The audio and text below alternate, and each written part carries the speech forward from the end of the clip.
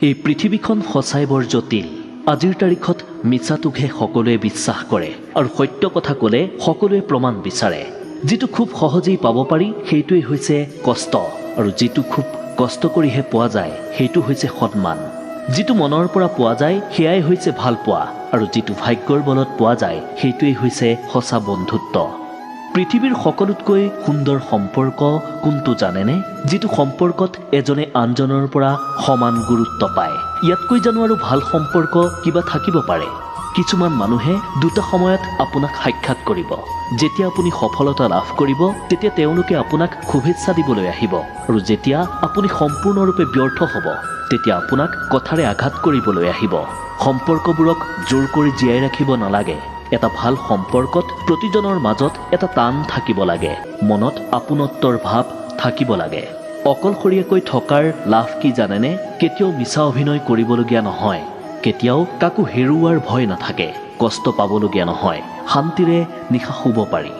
খং উঠিলে চিঞৰি কথা কোৱা ব্যক্তিৰ মন সৰল হয়, কিন্তু যিজনৰ খং উঠিলেও মৌন হৈ থাকে বা খং উঠিলেও হাঁহি মুখে কথা কয় সেইজন চৈতানতকৈ ভয়ংকৰ।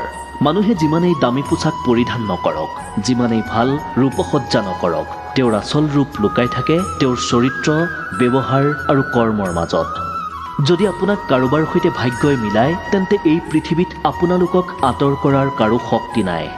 ভগৱানক প্ৰাৰ্থনা কৰিহে ভাগ্যক সলনি কৰিব পৰা যায়। ভগৱানৰ ইচ্ছা অবিহনে কোনেও কেতিয়াও ভাগ্য সলনি কৰিব নোৱাৰে। এই পৃথিৱীত ভগৱানৰ ওচৰত নিজকে সমৰ্পণ কৰি ভগৱানৰ ইচ্ছামতেই জীৱনটো পাৰ কৰিবলৈ শিকক। পৰকালত আপোনাৰ ইচ্ছামতে ভগৱানে জীৱনটো সজাই দিব। আপোনাক যেতিয়া কাৰোবাৰ প্ৰয়োজন হ'ব তেতিয়াহে আপুনি তেওঁৰ প্ৰিয়জন হ'ব পাৰিব। মানুহে কোনো বস্তুৰ মূল্য তেতিয়াহে বুজিব পাৰে যেতিয়া সেই বস্তুটো তেওঁ হেৰুৱাই পেলায় বা সেই বস্তুটোৰ তেওঁৰ অভাৱ হয়। ওপৰলৈ উঠিবলৈ শক্তিৰ প্ৰয়োজন, সেয়া লাগিলে মাউণ্ট এভাৰেষ্টেই হওক বা আপোনাৰ লক্ষ্যস্থানেই হওক। সফলতা আপুনি তেতিয়াহে পাব যেতিয়া আপুনি ভাল কিবা এটা কৰিব আৰু বহুতেই আপোনাক দেখি হাঁহিবলৈ ল'ব। তাৰপিছত যেতিয়া আপোনাৰ ভাল কিবা দেখিব তেতিয়া হিংসা কৰিব। আপোনাক আগবাঢ়ি যোৱাত সেই মানুহবোৰেই বাধা দিব, আৰু তাৰ পিছতহে আপুনি সফল হ'ব পাৰিব। জীৱনত যদি বহুদূৰ আগুৱাই যাব বিচাৰে তেন্তে নিজৰ কাণ দুখন বন্ধ ৰাখক, কাৰণ জীৱনত আগবাঢ়োতে অনেক মানুহে অনেক কথাৰে আপোনাৰ মনোবল ভাঙি দিব পাৰে। অভিমান কৰাটো ভাল কথা, কিন্তু অতিৰিক্ত নহয়। সৰু সৰু অভিমানবোৰে সম্পৰ্কবোৰক সুন্দৰ কৰে, আৰু অতিৰিক্ত অভিমানবোৰে অশান্তিৰ কাৰণ হৈ পৰে। নিজকে শ্মশানত ৰাখি এবাৰ জগতখনক কল্পনা কৰি চাওক। আপোনাৰ বাবে কোনো ৰৈ নাথাকে। যি আপোনাক তলত ৰাখিব বিচাৰে, যি আপোনাক মিছা কথা কয়, আপোনাক যি ব্যৱহাৰ কৰে নাইবা যি আপোনাক সন্মান নকৰে, তেওঁলোকৰ পৰা সদায় দূৰত্ব বজাই চলক। হয়তো আপুনি সকলোৰে বাবে ভাল হৈ থাকিব নোৱাৰিব পাৰে, কিন্তু আপুনি কাৰো বেয়া চিন্তা নকৰি বা অন্যায় নকৰি সকলোৰে ভালৰ বাবে কিবা এটা কৰিব পাৰে। কাৰোবাক সপোন দেখুওৱাটো তেওঁৰ বাবে বহু আনন্দৰ কাৰণ হ'ব পাৰে, কিন্তু সপোন দেখুৱাই সেই সপোন ভাঙি পেলোৱাটো তেওঁৰ বাবে বহু বেছি যন্ত্ৰণাদায়ক। সেইবাবে কেতিয়াও কাকো সপোন নেদেখুৱাব যদি সেই সপোন পূৰণ কৰিব নোৱাৰে। ভদ্ৰতা কেতিয়াও সকলোৰে পৰা আশা নকৰিব, কাৰণ সকলোৱে এই ভদ্ৰতা নামৰ মূল্যৱান বস্তুটোৰ মালিক হ'ব নোৱাৰে।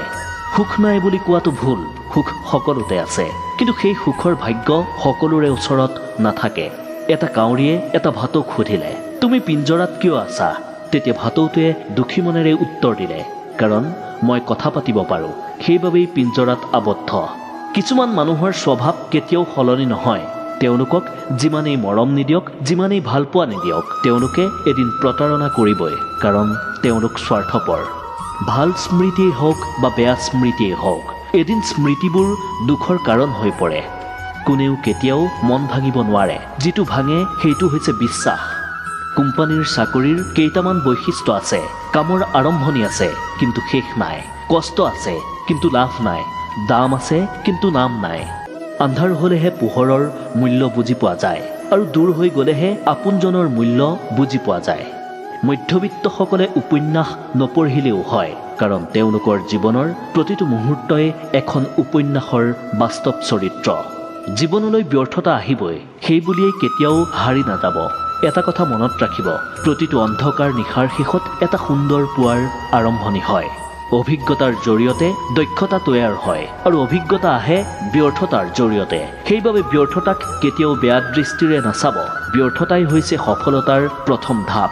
মাতৃক সুখী ৰখাৰ চেষ্টা কৰক। মাতৃ যেতিয়া সুখী থাকিব তেতিয়া স্বয়ং ভগৱানো আপোনাৰ প্ৰতি প্ৰসন্ন থাকিব। আহাৰ খোৱাৰ পিছত স্বামী স্ত্ৰীয়ে ভুলতো এই কাম নকৰিব। খোৱা সেই আহাৰখিনিৰ বিষয়ে কেতিয়াও বেয়া মন্তব্য নিদিব। এজনে আনজনক প্ৰশংসা কৰিব, তেতিয়াহে মৰম বাঢ়িব। ভাল পোৱাৰ প্ৰমাণ দিলে প্ৰেম নহয়, প্ৰেম হয় সন্মানেৰে। জীৱনত যিমান সময় বাকী আছে এই বাকী থকা সময়খিনিত সদায় দোষ ত্ৰুটিমুক্ত হৈ থকাৰ চেষ্টা কৰক। তেতিয়া আপুনি অতীতত কৰা ভুলবোৰ ঈশ্বৰে ক্ষমা কৰি দিব। যদি ভগৱানৰ ওপৰত আপোনাৰ ভৰসা থাকে তেন্তে আপোনাৰ ভাগ্যত যি আছে আপুনি তাকেই পাব। কিন্তু নিজৰ ওপৰত যদি বিশ্বাস থাকে তেতিয়া ভগৱানেও আপোনাৰ ভাগ্যত সেয়াই লিখিব যি আপুনি বিচাৰে। সেইজনৰ প্ৰতি গুৰুত্ব কেতিয়াও কমাই নিদিব যি আজিৰ তাৰিখতো আপোনাক সময় দিয়ে, গুৰুত্ব দিয়ে। নিমখৰ দৰে নিমখীয়া জ্ঞান দিয়া মানুহবোৰেই আপোনাৰ প্ৰকৃত বন্ধু। কাৰণ যি মিঠা কথা কয় সেইজনেই বিশ্বাসঘাতকতা কৰে। ইতিহাস সাক্ষী আছে, আজি পৰ্যন্ত নিমখত পোকে খোৱাৰ ৰেকৰ্ড নাই, কিন্তু মিঠাবোৰ খুব সোনকালেই পোকে খায়। অপ্ৰিয় হ'লেও সত্য। পিতৃ মাতৃৰ উপদেশ বহুতৰ ভাল নালাগে, কিন্তু পিতৃ মাতৃৰ সম্পত্তি সকলোৰে ভাল লাগে।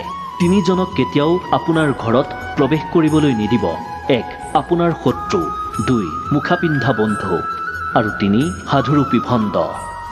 আজিৰ ভিডিঅ'টোত ইমানেই।